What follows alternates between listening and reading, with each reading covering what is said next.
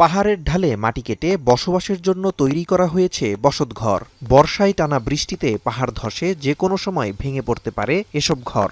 সদর, লামা, আলীকদম, নাইক্ষ্যংছড়ি, রুমা, থানচি, রোয়াংছড়ি সহ সবখানে একই চিত্র।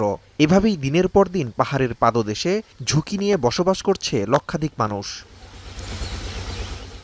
মূলত এখানে সমতল ভূমির পরিমাণ কম থাকায় ও অধিকাংশ বাসিন্দা দরিদ্র সীমার নিচে বসবাস করার কারণে অল্প দামে পাহাড়ি জায়গা ক্রয় করে মাটি কেটে সেখানে বসতি স্থাপন করে। শুধু তাই নয়, শুষ্ক মৌসুমে প্রয়োজনে অপ্রয়োজনে অবৈধভাবে পাহাড় কাটার কারণে বর্ষায় দেখা দেয় পাহাড় ধস। গত কয়েকদিনের টানা বর্ষণে দেখা দিয়েছে পাহাড় ধসের আশঙ্কা। ঝুঁকিতে বসবাসকারী বাসিন্দাদের নিরাপদ আশ্রয়ে সরে যেতে প্রশাসনের পক্ষ থেকে বিভিন্ন এলাকায় মাইকিং করা হচ্ছে। তবে ঝুঁকি জেনেও নিজেদের বসতভিটা ছেড়ে যেতে নারাজ বাসিন্দারা।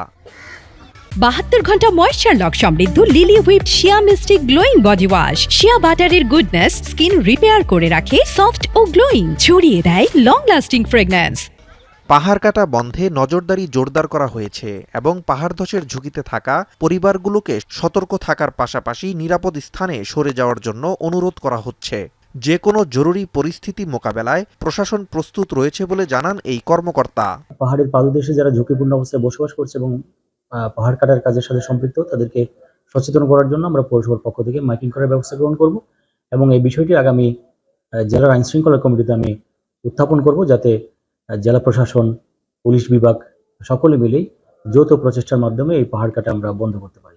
বর্তমানে টানা বৃষ্টিসহ দুর্যোগপূর্ণ পরিস্থিতি ও পাহাড় ধসে দুর্ঘটনা এড়াতে পদক্ষেপ নেয়ার কথা জানান জেলা প্রশাসক। বৃষ্টিপাতের ইন্টেন্সিটি এবং পাহাড় ধসের ইন্টেন্সিটি বৃদ্ধি পায়, ডেফিনেটলি তারা আসতে না চাইলেও স্বভাবতই সাধারণ মানুষের ক্ষেত্রে যেটা হয়, তারা তাদের বসতভিটা থেকে অন্য কোথাও সরতে চান না। জোরপূর্বক হলেও আমরা আনার ব্যবস্থা করব যখন আমরা এর আশঙ্কাটা বোধ করব। সরকারি তথ্য মতে বান্দরবান জেলায় গত 5 বছরে পাহাড় ধসে প্রাণ হারিয়েছে অন্তত 63 জন। এখন বান্দরবান।